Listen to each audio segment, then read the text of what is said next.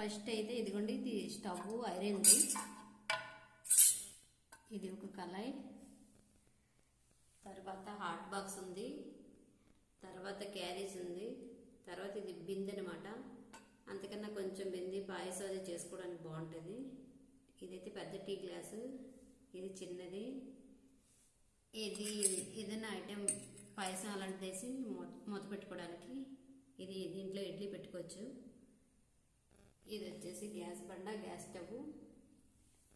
ఇదిగోండి, ఇదైతే కొబ్బరి తురుముకునేది, క్యారెట్ అయితే తురుముకోవచ్చు.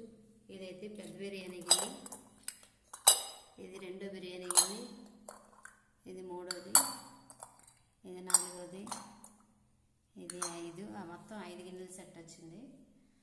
తర్వాత ఇది చిన్న స్టీల్ గిన్నె, ఇందులో చపాతీ అన్నీ కలుపుకోవచ్చు.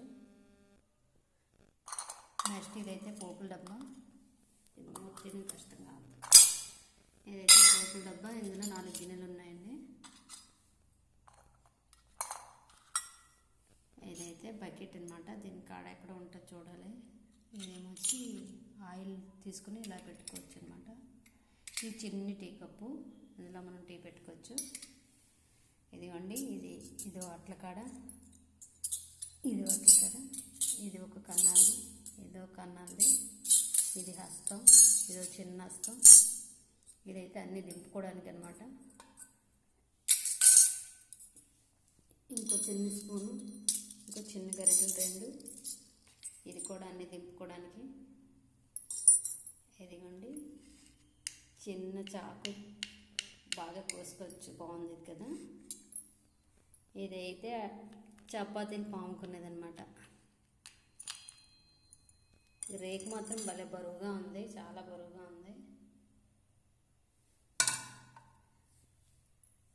అంతేనండి, ఈ సామాన్లు అయితే మట్టుగా చాలా బాగున్నాయి. ఎలా ఉందో కామెంట్ చేయండి. Thank you for watching friends. Bye.